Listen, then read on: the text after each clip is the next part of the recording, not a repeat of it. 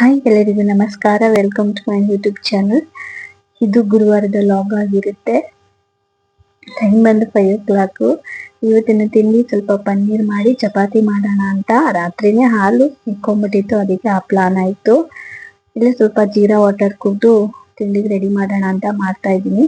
ಸ್ವಲ್ಪ ಹಾಲಿತ್ತು, ಅದಕ್ಕೇನೆ ಸ್ವಲ್ಪನೇ ಇದ್ದಿದ್ದು ಹಾಲು, ಅದಕ್ಕೆ ಅವರಿಬ್ಬರಿಗೆ ಆಗ್ಲಿ ಅಂತ ಹೇಳಿ ಮಾಡ್ತಾ ಇದ್ದೀನಿ. ಸ್ವಲ್ಪ ಹಾಲಿಗೆ ಲೆಮನ್ ಹಿಂಡ್ಬಿಟ್ಟು ಅದನ್ನ ಕುದಿಸ್ಬಿಟ್ಟು ಅದನ್ನ ಸೋಸ್ಬಿಟ್ಟು ಒಂದ್ ಬಟ್ಟೆ ಕಟ್ಟಿ ಒಂದು ವೆಯ್ಟ್ ಇಟ್ರ ಮೇಲೆ ಅದು ಪನ್ನೀರ್ ಆಗುತ್ತೆ. ಅದು ನೀರೆಲ್ಲ ಸೋರ್ಬೇಕು. ಅದು ನಾನಿಲ್ಲಿ ಚಪಾತಿ ಹಿಟ್ಟನ್ನ ಕಲಿಸ್ತಾ ಜೀರಾ ವಾಟರ್ ಕುಡಿತೀನಿ. ಕುತ್ಕೊಳ್ಳೋಕೆ ಟೈಮ್ ಸಿಕ್ತಾಗೆಲ್ಲ ನಾನು ಕುಂತ್ಕೊಂಡು ಕೂಡ ಕೆಲಸ ಮಾಡ್ತೀನಿ. ಹಾಗೆ ಒಂದು ಬಾಣ್ಲಿಗೆ ಸ್ವಲ್ಪ ನೀರು, ಒಂದು ಟೊಮೆಟೊ, ಒಂದು ಈರುಳ್ಳಿ, ಹಾಲು, ಒಂದು ಹಸಿಮೆಣಸಿನಕಾಯಿ, ಶುಂಠಿ ಮತ್ತೆ ಬೆಳ್ಳುಳ್ಳಿ ಮತ್ತೆ ಸ್ವಲ್ಪ ಗೋಡಂಬಿ ಹಾಕಿ ಬೇಯಿಸಿ ರುಬ್ಕೊಬೇಕು. ಅದು ನೋಡಿ ಇವಾಗ ಹಿಂಗ್ ಬಂತು. ಇದು ಪನ್ನೀರು ಇಷ್ಟೇ ಆಗಿದ್ದು. ಓಕೆ, ಸ್ವಲ್ಪ ಸಾಫ್ಟ್ ಆಗಿದೆ. ನೋಡೋಣ ಫ್ರೈ ಮಾಡಿದ್ರೆ ಹೆಂಗ್ ಬರುತ್ತೆ. ನಾವು ಇಲ್ಲಿ ಕೊಬ್ಬರಿ ಎಣ್ಣೆ ಯೂಸ್ ಮಾಡ್ತೀವಿ, ಮಾಡಿಸ್ಕೊ ಬಂದಿರೋ ಅದನ್ನೇ ಇವಾಗ ಯೂಸ್ ಮಾಡ್ತಾ ಇದ್ದೀನಿ. ಕೊಬ್ಬರಿ ಎಣ್ಣೆ ತುಂಬಾ ಒಳ್ಳೇದು.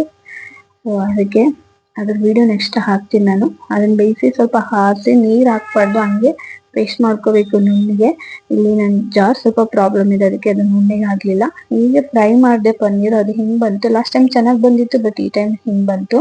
ಹಂಗೆ ಸ್ವಲ್ಪ ಬಾಣಲೆಗೆ ಎಣ್ಣೆ ಹಾಕಿ ರುಬ್ಬಿದ್ದ ಪೇಸ್ಟ್ನ ಹಾಕಿ ಮಿಕ್ಸ್ ಮಾಡಿ, ಆಮೇಲೆ ಸ್ವಲ್ಪ ಅಚ್ಕಾರದ ಪುಡಿ, ಧನಿಯಾ ಪುಡಿ, ಗರಂ ಮಸಾಲ, ಅರಿಶಿನ ಪುಡಿ ಹಾಕೊಂಡು ಕೂಡ ಮಾಡ್ಬೋದು. ಅದನ್ನ ನಾನಿಲ್ಲಿ ಎವರೆಸ್ಟ್ ಪನ್ನೀರ್ ಮಸಾಲೆ ಇತ್ತು ಅದನ್ನ ಹಾಕಿ ಮಾಡ್ತಾ ಇದ್ದೀನಿ. ಹಾಕ್ಬಿಟ್ಟು ಕುದೀತಾ ಇದ್ದಾಗ ಪನ್ನೀರ್ ಹಾಕಿ ಸ್ವಲ್ಪ ಎಣ್ಣೆ ಬಿಟ್ಕೊಂಡ್ಮೇಲೆ ಮೇಲೆ ಕಸ್ತೂರಿ ಮೇಥಿ ಹಾಕಿದ್ರೆ ರೆಡಿ ಆಗುತ್ತೆ. ಇವತ್ತಿನ ಲಂಚ್ ಬಾಕ್ಸು ಇದಾಗಿತ್ತು. ಚಪಾತಿ ಜೊತೆ ಪನ್ನೀರು, ಅದ್ರ ಜೊತೆ ಸ್ನ್ಯಾಕ್ಸು ಸೌತೆಕಾಯಿ ಮತ್ತೆ ಕ್ಯಾರೆಟು ಹಾಕೊಟ್ಟೆ. ಒಂದು ವಿಷಯ ಹೇಳ್ಕೊಳ್ಳೋಕೆ ಇಷ್ಟಪಡ್ತೀನಿ. ನಾನು ಲಂಚ್ ಬಾಕ್ಸ್ನ ನಾನು ಲೇಟಾಗಿ ರೆಡಿ ಮಾಡ್ತಿದ್ದೆ, ಬಟ್ ಇತ್ತೀಚೆಗೆ ನಾನು ರೂಢಿ ಮಾಡ್ಕೊಂಡಿದ್ದೀನಿ. ಬೇಗ ಎದ್ದು ಲಂಚ್ ಬಾಕ್ಸ್, ಸ್ನ್ಯಾಕ್ಸು ರೆಡಿ ಮಾಡಿ ಪ್ಯಾಕ್ ಮಾಡಿ ಆಮೇಲೆ ಅವ್ರನ್ನ ಹೇಳ್ಸಕ್ ಹೋಗ್ತೀನಿ. ಅವಾಗ ತುಂಬಾನೇ ಈಸಿ ಆಗ್ತಿದೆ. ಅವ್ರು ಹೊಟ್ಟೆ ತುಂಬ ಕೂಡ ತಿನ್ಕೊಂಡು ಹೋಗ್ತಿದ್ದಾರೆ. ಸರಿಯಾಗಿ ಕೂಡ ತಿಂದೆ ಹೋಗ್ತಾ ಇದ್ರು ಅವರು. ಆದ್ರೆ ಇವಾಗ ಹೊಟ್ಟೆ ತುಂಬಾ ತಿಂದು ರೆಡಿ ಆಗಿ ಬೇಗನೆ ಸ್ಕೂಲ್ಗೆ ಹೋಗ್ತಿದ್ದಾರೆ. ಬೇಗನೂ ಕೂಡ ಸ್ಕೂಲ್ಗೆ ಹೋಗಕ್ ಆಗ್ತಿರ್ಲಿಲ್ಲ.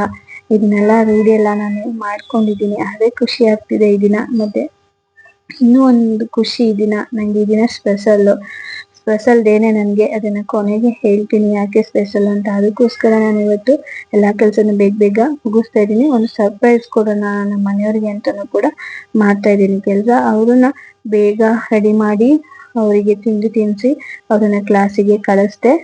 ಇವತ್ತು ಕೆಲಸ ಜಾಸ್ತಿನೇ ಇದೆ ನನಗೆ. ಅದಕ್ಕೋಸ್ಕರ ಅವರು ಕ್ಲಾಸಿಗೆ ಹೋಗ್ತಿದ್ದಂಗೆನೆ ನಾನು ತಿಂಡಿ ಏನು ತಿನ್ನಲಿಲ್ಲ, ಕೆಲಸಕ್ಕೆ ಕೈ ಹಾಕ್ತೆ. ನಾನು ಇವತ್ತು ದೇವಸ್ಥಾನಕ್ಕೆ ಹೋಗಿ ಬರ್ಬೇಕು. ದೇವಸ್ಥಾನಕ್ಕೆ ಹೋಗ್ತೀನಿ ಅಂತ ನಮ್ಮ ಮನೆಯವ್ರಿಗೆ ಗೊತ್ತಿಲ್ಲ. ಅದರಿಂದ ಅವರು ಫ್ರೆಶ್ ಅಪ್ ಆಗೋಕ್ಕೂ ಮುಂಚೆ ನಾನು ಕೆಲಸ ಮುಗಿಸಿ ತಿಂಡಿ ಮುಗಿಸಿ ಫ್ರೆಶ್ ಅಪ್ ಆಗಿ ಬರ್ಬೇಕು. ಟೈಮ್ ಬಂದು ಇವಾಗ 10 o'clock, 9:30, 10 o'clock ಆಗಿದೆ. ಸೊ ನಾನಿಲ್ಲಿ ಎಲ್ಲ ಎತ್ತಿಟ್ಟು ಕಸ ಗೂಡಿಸಿ ಇವಾಗ ತಿಂಡಿ ಮಾಡಕ್ ಹೋಗ್ಬೇಕು ನಾನು. ಅದೆಲ್ಲ ರೆಡಿ ಆಯ್ತು. ಆಮೇಲೆ ಸ್ವಲ್ಪ ಬಾಣಲೆಗೆ ಎಣ್ಣೆ ಹಾಕಿ ಈರುಳ್ಳಿ ಹಾಕಿ ಸ್ವಲ್ಪ ಕ್ಯಾರೆಟು, ಕ್ಯಾಪ್ಸಿಕಮ್ಮು ಮತ್ತೆ ಕ್ಯಾಬೇಜು ಇಷ್ಟನ್ನು ಹಾಕಿ ಫ್ರೈ ಮಾಡಿ, ಸ್ವಲ್ಪ ಒಂದು ಟೊಮೆಟೊ ಮತ್ತೆ ರುಚಿಗೆ ತಕ್ಕಷ್ಟು ಉಪ್ಪು, ಸಾಂಬಾರ್ ಪೌಡರ್ 1 ಸ್ಪೂನ್ ಇಷ್ಟು ಹಾಕಿ ಚೆನ್ನಾಗಿ ಫ್ರೈ ಮಾಡಿ ನೀರು ಹಾಕ್ತೇನೆ. ಹಾಗೆ ಬೇಯಿಸ್ಬೇಕು. ಇದನ್ನ ಒಂದು ಚಪಾತಿ ರೋಲ್ ಮಾಡಿ ಇಟ್ಟು ಹೋಗೋಣ ದೇವಸ್ಥಾನಕ್ಕೆ. ದೇವಸ್ಥಾನಕ್ಕೆ ಹೋಗಿದ್ ಬರೋ ಅಷ್ಟ್ರಲ್ಲಿ ಟೈಮ್ ಆಗುತ್ತೆ ಅಂತ ಹೇಳಿ ರೆಡಿ ಮಾಡ್ಬಿಟ್ಟೆ ಫ್ರೆಶ್ ಅಪ್ ಹೋಗ್ತಾ ಇದ್ದೀನಿ. ಫ್ರೆಶ್ ಅಪ್ ಆಗಿ ದೇವಸ್ಥಾನಕ್ಕೆ ಹೋಗಿದ್ ಬರೋ ಅಷ್ಟ್ರಲ್ಲಿ ಲೇಟ್ ಆಗೋಗುತ್ತೆ. ಅದಕ್ಕೆ ಇದನ್ನ ರೆಡಿ ಮಾಡಿ ಇಟ್ಟೆ ಹೋಗ್ತಾ ಇದ್ದೀನಿ. ತುಂಬಾ ಚೆನ್ನಾಗಿರುತ್ತೆ ಇದು ಚಪಾತಿ ರೋಲು. ಹಾಗೇನೆ ಆಯ್ತು. ನಾನು ಕೂಡ ನಮ್ಮ ಮನೆಯವ್ರು ಹೋಗೋಕ್ಕೂ ಮುಂಚೆ ಹೋಗಿ ಫ್ರೆಶ್ ಅಪ್ ಆಗಿ ಬಂದೆ. ಹಾಗೆ ಅವ್ರು ಬರೋಷ್ಟರಲ್ಲಿ ಸ್ಯಾರಿ ಹಾಕೊಂಡು ರೆಡಿ ಆಗಿ ಸ್ವಲ್ಪ ಹೇರ್ನ ಬಿಸಿಲಲ್ಲಿ ಒಣಗ್ಸೋಣ ಅಂತ ಹೇಳಿ ಒಣಗಿಸ್ತಾ ಇದ್ದೆ. ಯಾಕೆ ಈ ತರ ತುರಿ ಅಂತ ಅಂದ್ರೆ, ಇವತ್ತು ಸ್ಪೆಷಲ್ ಡೇನೆ ನನಗೆ. ನಮ್ಮ ಮದುವೆಯಾಗಿ 14 ವರ್ಷ ಆಯ್ತು. ಸೊ ಅದರಿಂದ ದೇವಸ್ಥಾನಕ್ಕೆ ಹೋಗೋಣ ಅಂತ ಹೋಗಿ, ಗುರುವಾರ ಬೇರೆ ಇವತ್ತು ರಾಯರ ಆಶೀರ್ವಾದ ತಗೊಂಬರೋಣ. ಅವರ ಕೃಪಾ ದಯೆಯಿಂದನೇ ನಮ್ಮ ಮನೆಯವ್ರು ನನಗೆ ಸಿಕ್ಕಿದ್ದು. ಅದಕ್ಕೋಸ್ಕರ ಅವ್ರಿಗೆ ಹೇಳ್ದೇನೆ ಅವ್ರ ಜೊತೆ ಹೋಗಿ ದೇವ್ರಿಗೆ, ಗುರು ರಾಯರ್ಗೆ ಆರತಿ ಮಾಡಿ ಅವ್ರ ಆಶೀರ್ವಾದ ತಗೊಂಡು ಬಂದ್ವಿ. ತುಂಬಾನೇ ಮನಸ್ಸಿಗೆ ಸಮಾಧಾನ ಆಯ್ತು, ತೃಪ್ತಿನೂ ಆಯ್ತು ಕೂಡ. ದೇವ್ರ ದರ್ಶನ ಮಾಡಿ ಮನೆಗೆ ಬಂದು ಚಪಾತಿ ರೋಲ್ ತಿಂತಾ ಇದ್ದೀನಿ. ಇಲ್ಲಿ ಚಪಾತಿಗೆ ಅದನ್ನ ಮಾಡಿಟ್ಟಿದ್ದ ವೆಜಿಟೇಬಲ್ಸ್ನ ಹಾಕಿ ಅದ್ರ ಮೇಲೆ ಸ್ವಲ್ಪ ಟೊಮೆಟೊ ಕೆಚಪ್ ಇದ್ರೆ ಟೊಮೆಟೊ ಕೆಚಪ್ ಹಾಕೊಂಡಾದ್ರೂ ತಿನ್ಬೋದು, ಇಲ್ಲ ಹಾಗೆ ಕೂಡ ತಿನ್ಬೋದು. ನಾನಿಲ್ಲ ಹಾಗೆ ತಿಂತಾ ಇದ್ದೀನಿ. ಒಂದ್ಸಲ ಟ್ರೈ ಮಾಡಿ, ತುಂಬಾ ಈಸಿ ಇದೆ ಈ ರೆಸಿಪಿ. ಕ್ವಿಕ್ಕಾಗೂ ಕೂಡ ಆಗುತ್ತೆ. ನಾನು ಎಷ್ಟು ಕ್ವಿಕ್ಕಾಗಿ ಮಾಡಿದೆ ಅಂದರೆ ತುಂಬಾನೇ ಕ್ವಿಕ್ಕಾಗಿ ಮಾಡಿದೆ. ಹಾಗೆ ಇದು ಸಂಜೆ ಮತ್ತೆ ಲಾಗ್ನ ಸ್ಟಾರ್ಟ್ ಮಾಡಿಕೊಂಡೆ. ಸೆಲೆಬ್ರೇಷನ್ ಮಾಡೋಕ್ಕೆ ಅಂತೇಳಿ ರೆಡಿ ಮಾಡ್ಕೋತಾ ಇದ್ದೀನಿ ಕೇಕು. ಇದು ಚಾಕ್ಲೇಟ್ ರಾಗಿ ಕೇಕ್ ತುಂಬಾನೇ ಚೆನ್ನಾಗಿ ಬಂದಿದ್ದು ಕೂಡ.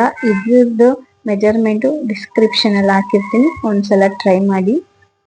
ಮದ್ವೆ ಆದಾಗಿಂದ ಇಲ್ಲಿ ತನಕ ಒಂದ್ಸಲನೂ ಕೂಡ ನಾನು ಸೆಲೆಬ್ರೇಷನ್ ಅಂತೇನೆ ಮಾಡ್ಕೊಂಡಿಲ್ಲ. ವಿಶು ಕೂಡ ಮಾಡಿಲ್ಲ ನಾನು ಅವರಿಗೆ. ನಾನು ಮನ್ಸಲ್ಲೇ ಕೂಡ ವಿಶ್ ಮಾಡ್ಕೊಂತಿದ್ದೆ ಅಷ್ಟೇ, ನೆನ್ಪು ಮಾಡ್ಕೊತಿದ್ದೆ. ನನಗಂತೂ ಗೊತ್ತಾಗ್ತಿತ್ತು, ಅವರಿಗೆ ನೆನಪೇ ಆಗ್ತಿರ್ಲಿಲ್ಲ, ನಾನೇ ನೆನ್ಪು ಮಾಡ್ತಾ ಇದ್ದೆ. ಇಲ್ಲಿ ಕೇಕ್ ಮಾಡ್ತಾ ಇದೀನಲ್ಲ, ಅದಕ್ಕೆ ಬಂದ್ಬಿಟ್ಟಿದ್ದಾರ ಮೇಡಮ್ ಒಳಗಡೆ. ಟೇಸ್ಟ್ ಮಾಡಿ ರುಚಿ ನೋಡೇ ಬಿಟ್ರು. ಅವರಿಗೂ ಒಂದು ಕಪ್ ಕೇಕ್ ಮಾಡಿದ್ದೆ, ಇಲ್ಲಾಂದ್ರೆ ನಾನ್ ಮಾಡೋ ಕೇಕ್ನ ಅವರೇ ತಿಂದ್ಬಿಡ್ತಾರೆ ಅಂತೇಳಿ ಅವರಿಗೂ ಕೂಡ ಒಂದು ಕಪ್ ಕೇಕ್ ಮಾಡಿ ಕೊಟ್ಟೆ. ಅವರಿಗೆ ಮುಂಚೆನೆ ತಿಂದ್ರು, ಚೆನ್ನಾಗಿ ಬಂದಿದೆ ಅಂತ ಹೇಳಿದ್ರು.